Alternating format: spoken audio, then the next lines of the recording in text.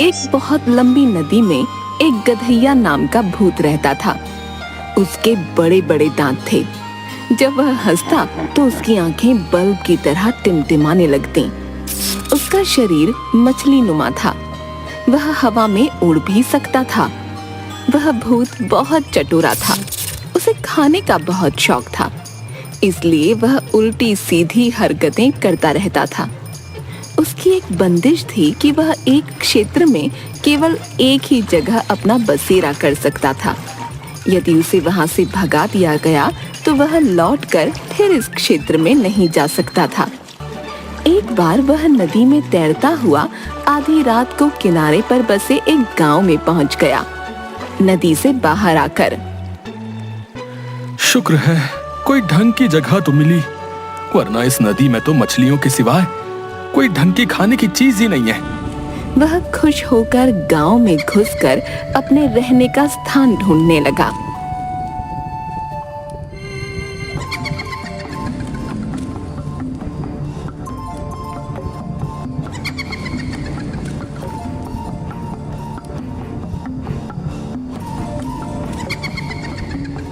वह कई पेड़ों, मैदानों, खेतों में गया, पर उसे कोई जगह पसंद नहीं आई। अरे, इस गांव में कोई अच्छी जगह नहीं है क्या रहने के लिए? है? एक भूखे भूत को इतना तंग कर दिया, बताओ।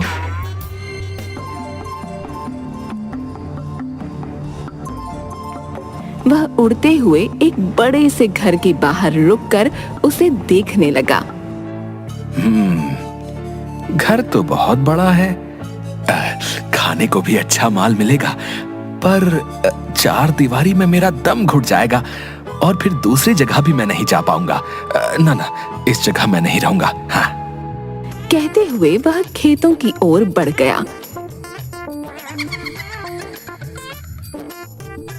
एक एक खेत का ध्यान से मुआयना करते हुए वो एक जगह रुक गया।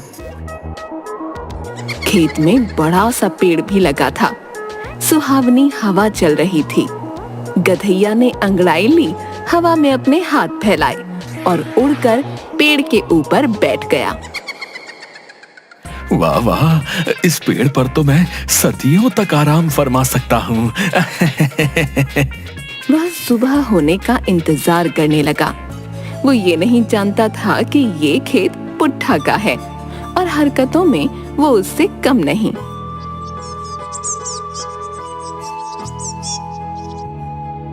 सुबह घर में पुट्ठा जोर जोर से चिल्लाने लगा। अरे जल्दी करो, हैं? मुझे देर हो रही है। खेतों में काम करने के लिए एक दो आदमी भी ढूंढने हैं। देर हो रही है तो जाओ, मैं क्रिस्टल के हाथ दोपहर में खाना भिजवा दूंगी। तुम्हारा भी ना ये रोज रोज का नाटक है। हाँ? पुट्ठा हाथ में पानी की बोतल लेकर खेत पर चल दिया।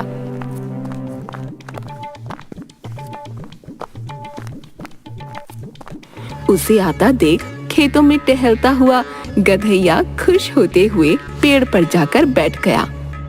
चलो, कोई तो आया। इसके पास खाने के लिए जरूर कुछ ना कुछ होगा। बड़ी जोर से भूख लगी है। पुट्ठा भी उसी पेड़ के नीचे बैठता था जिस पर गधैया ने बसेरा बनाया। पुट्ठे ने पानी की बोतल रखी और खेत पर चला गया। ये क्या, सिर्फ पानी? खाने के लिए कुछ नहीं लाया? कंजूस कहीं का। अभी मजा चखाता हूँ, पहले पानी तो पी लूं। गधैया ने पेड़ पर बैठे हुए ही अपना एक हाथ लंबा करके पानी की बोतल उठाई और सारा पानी पीकर बोतल दूर खड़े पुट्ठा पर फेंक दी। बोतल लगने से पुट्ठा चौंका। उसने बोतल उठाई।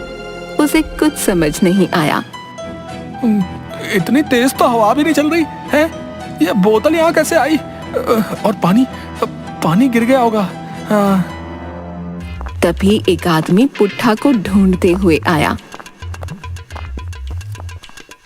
भैया जरा चलो तो, दो आदमी मिले हैं। आज मेरे यहाँ, कल तुम्हारे यहाँ काम करने को तैयार हैं। चलकर बात जमा लो।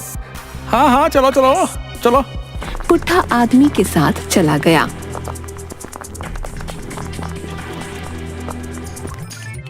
और गधैया खेतों में घूमकर नाचने लगा। थोड़ी देर बाद दूर से पुट्ठा को आते देख वो पेड़ पर बैठ गया। पुट्ठा ने पानी से भरी बोतल पेड़ के नीचे रखी और खेत में चला गया। कंजूस कहीं का, फिर से बस पानी लेकर आ गया, कुछ खाने को नहीं ला सकता था, कमबख्त कहीं का। गधैया ने पेड़ से ही एक हाथ लंबा किया और पानी की बोतल उठाई।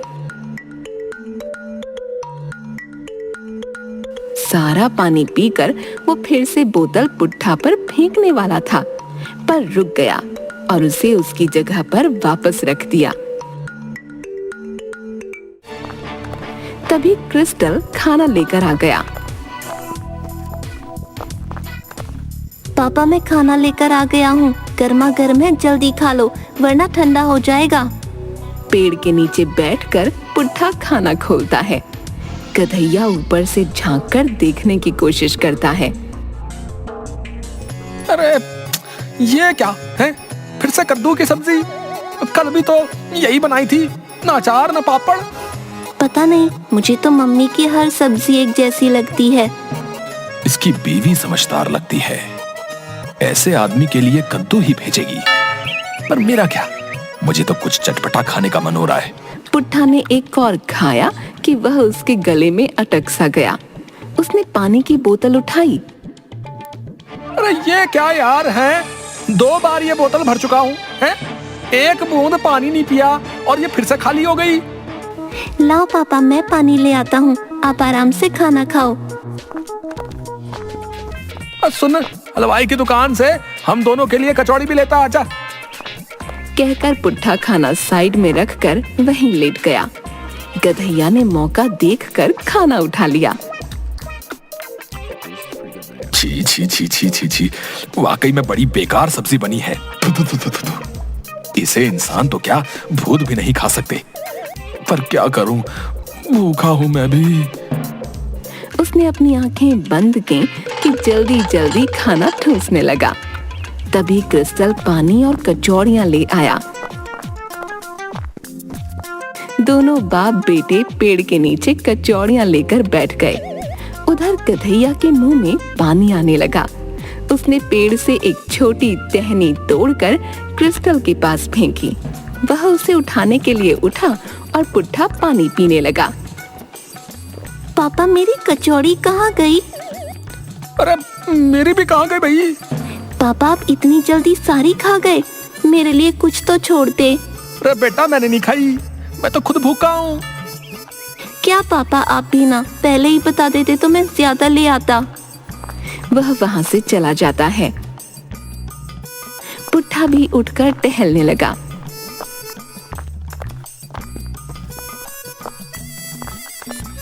फिर वापस आकर उसने पानी की बोतल देखी, वह फिर खाली। यार ये आज क्या हो रहा है? वह घर चला गया।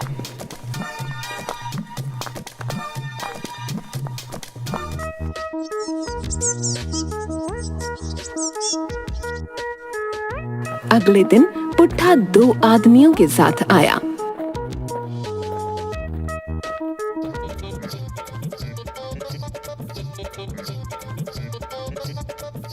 उसने दोनों को काम समझाया और पेड़ के नीचे अपने खाने का थैला रखकर खुद खेत में चला गया। दोनों आदमी खेत में काम करने लगे। गधैया ने मौका देखकर पुट्ठा का थैला उठा लिया। पहले पानी पीकर बोतल दूर फेंक दी, फिर उसने खाना देखकर मुंह बनाया। ये क्या, टिंडा? इस पुट्ठे की बीवी लगता है सारा गुस्सा खाने पर ही निकालती है। कोई नहीं, आज अचार तो है। वह आंख बंद करके जल्दी जल्दी सब खा गया। तब दोनों मजदूर अपना थैला लिए पेड़ के नीचे बैठकर सुस्ताने लगे। चलो भाई खाना खा लेते हैं। दोनों अपना खाना खोलते हैं। अरे वाह, बड़ी अच्छी खुशबू आ रही है। आज खाने के साथ रस मलाई और दही भल्ला है। आज मेरी बेटी का जन्मदिन जो है। हाँ भाई। ऊपर पत्तों के बीच से झांककर देखते हुए खुशी से गधैया की आंखें बल्ब की तरह टिमटिमाने लगीं। उससे रहा नहीं गया। उसने एक हाथ लंबा करके एक मजदूर को पीछे पीठ पर थप्पड़ मारा, फिर दूसरे को। दोनों ने पीछे मुड़कर देखा, तब तक पूरा खाना गायब। दोनों खड़े होकर आसपास देखने गए। गधैया चटखारे लेकर सब गपागप खा गया। वाह, आज तो मजा आ गया। अरे पुट्ठे, इनसे सीख, खाना कैसे लाते हैं। मजदूरों को कुछ समझ नहीं आया। वे पेड़ के नीचे छाया में चप्पल खोलकर लेट गए। तब गधैया को शरारत सूझी। चलो इन दोनों के थोड़े मजे लेता हूँ। वह दोनों को थप्पड़ मारता है। दोनों घबरा कर उठे। उसने दोनों को सिर से पकड़कर ऊपर उठाया और फिर पुट्ठा का खाली थैला उन पर फेंक दिया। उनकी चप्पलें हवा में ऊंचा उछाल दी। दोनों डरकर भागने लगे कि सामने से पुट्ठा आता दिखा। अरे कहाँ भागे जा रहे हो भाई? हैं? भाई हमें नहीं करना यहाँ काम, यहाँ भूत का वास है। क्या मेरे खेत में भूत है? दूसरे आदमी ने उसे सब कुछ बताया।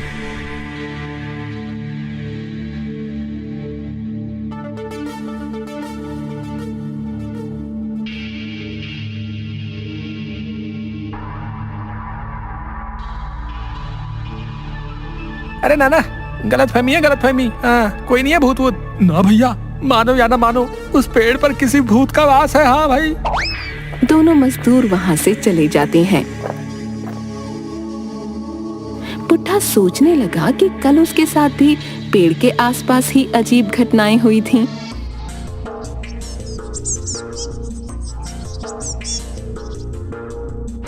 अगले दिन पुट्ठा 2 बड़े डंडे हाथ में लिए एक लकड़हारे के साथ आया।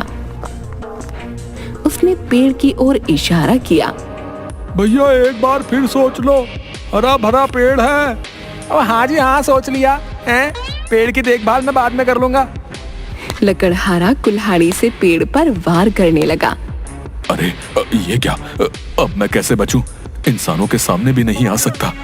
गधैया ने बचने के लिए स्वयं को पत्ते से भी छोटे आकार का कर लिया और पत्तों में छिप गया ताकि कोई उसे देख न सके।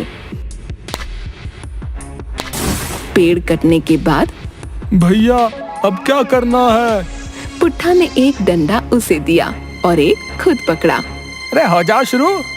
दोनों जमीन पर गिरी हुई डालियों को डंडों से जोर जोर से मारने लगे। बेचारा गधैया भूत हाथ से मुंह बंद करके वार सहता रहा। इन्हें उठाकर नदी के पास वाले जंगल में फेंक दो।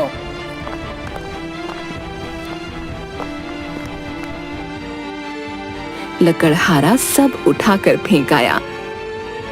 आधी रात को अंधेरा होने पर गधैया रोते हुए अपने असली रूप में आकर डालियों में से बाहर निकलकर नदी की ओर बढ़ते हुए, हाय, कमबख्तों ने मार मार कर बुरा हाल कर दिया। आए, अरे पुट्ठा, तेरा सत्यानाश हो। आए, तुझे एक भूत की हाय लगेगी। मेरे दांत कहाँ गए? तूने तो मुझे नया ठिकाना ढूंढने के लायक भी नहीं छोड़ा। मेरी चप्पल गुम हो गई। अरे मेरे पैर से चला भी नहीं जा रहा।